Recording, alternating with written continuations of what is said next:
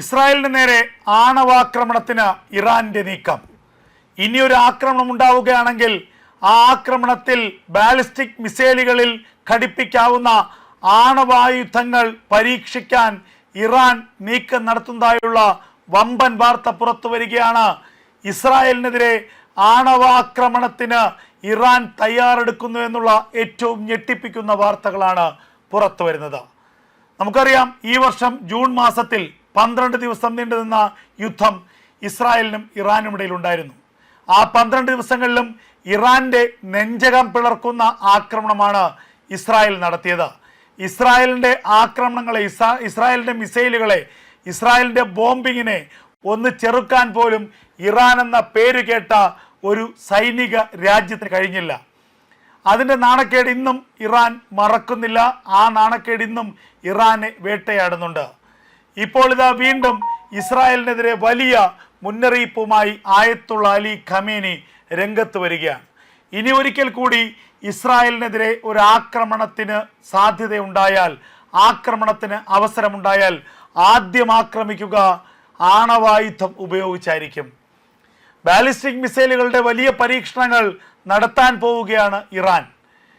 2000-ലധികം kilometre സഞ്ചരിക്കാൻ ശേഷിയുള്ള ballistic മിസൈലുകളുടെ പരീക്ഷണമാണ് ഇറാൻ നടത്താൻ പോകുന്നത്. നേരത്തെ ഒമാൻ കടലിടുക്കിൽ ഇറാന്റെ നാവിക പരീക്ഷണവും നാവിക അഭ്യാസ പ്രകടനവും ഉണ്ടായിരുന്നു. അതിൽ ഒരു മിസൈലിന്റെ പരീക്ഷണം ഉണ്ടായിരുന്നു. 1375 കിലോമീറ്റർ ദൂരപരിധി സഞ്ചരിക്കാൻ കഴിവുള്ള ഒരു മിസൈൽ. എന്നാൽ ഇപ്പോൾ ഇറാൻ അവകാശപ്പെടുന്നത് ഒമാൻ കടലിടുക്കിനെയും മറികടന്നുകൊണ്ട് ശത്രുവിന്റെ പാളയത്തിലേക്ക് എത്താൻ കഴിവുള്ള ബാലിസ്റ്റിക് മിസൈൽ തങ്ങൾ നിർമ്മിച്ചു എന്നാണ്. ആ ബാലിസ്റ്റിക് മിസൈലിന് 2000-ലധികം കിലോമീറ്റർ സഞ്ചരിക്കാനുള്ള ശേഷിയുണ്ട് എന്നാണ് ഇറാൻ ഇപ്പോൾ അവകാശപ്പെടുന്നത്. ഇറാന്റെ അവകാശവാദം എന്തായാലും ശരി തന്നെ, ഇറാൻ നിരവധി ആയുധങ്ങൾ ആഴ്ച തോറും അല്ലെങ്കിൽ മാസങ്ങൾ തോറും നിർമ്മിക്കുകയും അതിൻ്റെ പരീക്ഷണം നടത്തുകയും ചെയ്യുന്നു. ഏറ്റവും ആധുനികമായ ഡ്രോണുകൾ നിർമ്മിക്കുന്ന ഒരു രാജ്യം ഇറാനാണ്. ഏറ്റവും അധികം ബാലിസ്റ്റിക് മിസൈലുകൾ നിർമ്മിക്കുന്ന ഒരു രാജ്യം ഇറാനാണ്. എന്നാൽ സമയത്തിന് ഇതൊന്നും ഇറാൻ ഉപയോഗപ്പെടുന്നില്ല എന്നുള്ളതാണ് ഏറ്റവും വലിയ യാഥാർത്ഥ്യം. 12 ദിവസം നീണ്ടുന്ന യുദ്ധം ഇസ്രായേലിനും ഇറാനും ഇടയിലുണ്ടായി. ഇറാന്റെ നെഞ്ചകം പിളർത്തിക്കൊണ്ട്, ഇറാന്റെ ആകാശത്ത് വട്ടമിട്ട് പറന്നുകൊണ്ട് ഇസ്രായേലിന്റെ ഫൈറ്റർ ജെറ്റുകൾ നടത്തിയ ബോംബിംഗ് മനുഷ്യന് ചിന്തിക്കാവുന്നതിനും അപ്പുറമാണ്. ടെഹ്റാൻ എന്ന തലസ്ഥാനമൊഴിച്ച് ബാക്കിയുള്ള ഭൂപ്രദേശങ്ങളെല്ലാം തരിപ്പണമായി. ഇറാന്റെ ആണവ പരിവേഷണ പദ്ധതികളൊക്കെ തന്നെ താറുമാറായി. ഇറാന്റെ ആയുധപ്പുരകൾ ഒന്നാകെ കത്തിയമർന്നു. ഇതാണ് ഇസ്രായേൽ ഇറാന് നൽകിയ പ്രധാനപ്പെട്ട വിധി. ഇതെല്ലാം തിരിച്ചറിഞ്ഞുകൊണ്ടും ഇപ്പോഴും ഇറാൻ എന്ന രാജ്യത്തെ പിന്തുണയ്ക്കുന്ന കുറേ അറബ് രാജ്യങ്ങളുടെ അവസ്ഥയാണ് ഏറെ പരിതാപകരം. ഇറാൻ എന്തോ ലോകത്തെ പ്രധാനപ്പെട്ട ആയുധ ഹബ്ബാണ്, പ്രധാനപ്പെട്ട ഫൈറ്ററാണ്, ഇസ്ലാമിക രാജ്യത്തെ ഒരു സംരക്ഷകനാണ് ഇറാൻ എന്നൊക്കെയാണ് പാശ്ചാത്യ രാജ്യങ്ങളിൽ ചിലർ ചിന്തിക്കുന്നത്. എന്നാൽ ഇസ്രായേൽ എന്ന രാജ്യത്തിന് മുന്നിൽ 2 ദിവസം പോലും തികച്ച് പിടിച്ചു നിൽക്കാൻ കഴിവില്ലാത്ത രാജ്യമാണ് ഇറാൻ എന്നുള്ളത് ഏറെ യാഥാർത്ഥ്യകരമാണ്. അതിനിടയിൽ വലിയ മുന്നറിയിപ്പുകളുമായി രംഗത്ത് വന്നിരിക്കുകയാണ് അറബ് രാജ്യങ്ങളും ഇസ്ലാമിക രാജ്യങ്ങളും. ഏത് സമയം വേണമെങ്കിലും ഇസ്രായേൽ ഇറാനെ ആക്രമിക്കാമെന്നും അതുകൊണ്ട് തന്നെ ഇറാൻ ഒരു തരത്തിലുള്ള പ്രകോപനത്തിനും മുതിരരുതെന്നും സൗദി അറേബ്യ അടക്കമുള്ള രാജ്യങ്ങൾ വ്യക്തമാക്കി. ഇതിനിടയിൽ ഹമാസിന്റെ നേതാക്കന്മാരെ ഒന്നടങ്കം വധിക്കാൻ മൊസാദ് ഓപ്പറേഷൻ ആരംഭിച്ചു എന്നുള്ള വാർത്ത സൗദിയിലെ ഒരു ദിനപത്രം തന്നെ പ്രസിദ്ധീകരിച്ചു.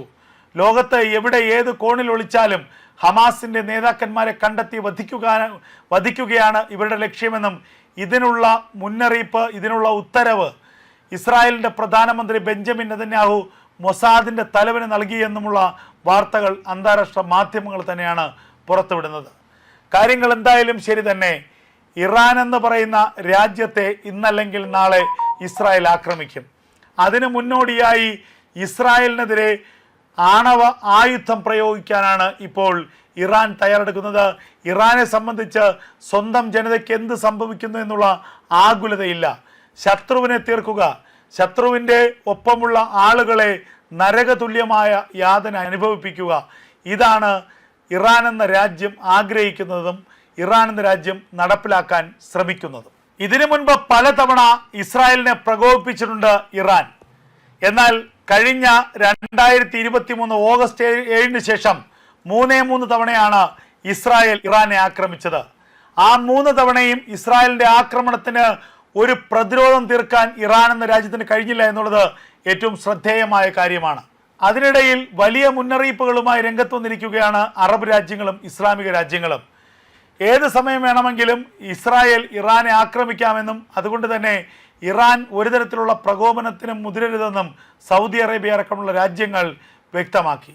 ഇതിനിടയിൽ ഹമാസിൻ്റെ നേതാക്കന്മാരെ ഒന്നടങ്കം വധിക്കാൻ മൊസാദ് ഓപ്പറേഷൻ ആരംഭിച്ചു എന്നുള്ള വാർത്ത സൗദിയിലെ ഒരു ദിനപത്രം തന്നെ പ്രസിദ്ധീകരിച്ചു.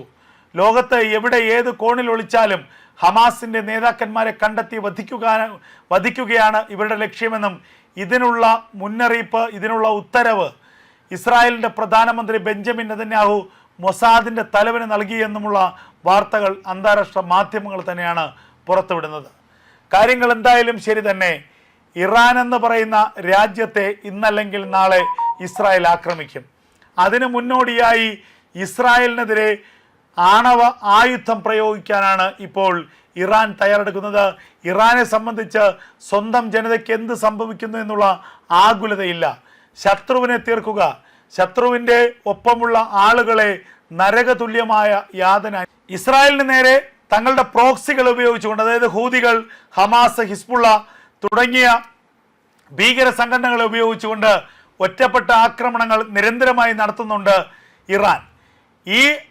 ഈ ഭീകര സംഘടനകൾക്കൊക്കെ തന്നെ സാമ്പത്തികമായ സഹായവും ആയുധപരമായ സഹായവും നൽകുന്നത് ഇറാൻ എന്ന രാജ്യം തന്നെയാണ്. ഇവരെ ഉപയോഗിച്ചുകൊണ്ട് ഇസ്രായേലിനെ ഒതുക്കാമെന്നാണ് ഇറാൻ്റെ കണക്കുകൂട്ടൽ. എന്നാൽ ഈ ഹൂതികളും ഈ ഹമാസും ഈ ഹിസ്ബുള്ളയും ഒക്കെ ഇസ്രായേലിലേക്ക് അയക്കുന്ന റോക്കറ്റുകളിലും ഡ്രോണുകളിലും 99% ഇസ്രായേൽ നിർവീര്യമാക്കുന്നുണ്ട്. ഇസ്രായേലിൻ്റെ വ്യോമ പ്രതിരോധ സംവിധാനം അത്രത്തോളം കരുത്തുറ്റതാണ്. എന്നാൽ ഇസ്രായേൽ ഒരു തിരിച്ചടി നൽകുമ്പോൾ അത് ഇരന്ന് വാങ്ങുക എന്നത് മാത്രമാണ് ഇറാൻ്റെ വിധി. ഒക്ടോബർ മാസത്തിൽ 12 ദിവസം ഇറാനിലേക്ക് ഇസ്രായേൽ നടത്തിയത് ചരിത്രപരമായ ആക്രമണമാണ്. ഇറാൻ്റെ പ്രധാനപ്പെട്ട എല്ലാ കേന്ദ്രങ്ങളെയും തകർത്തരിപ്പണമാക്കി.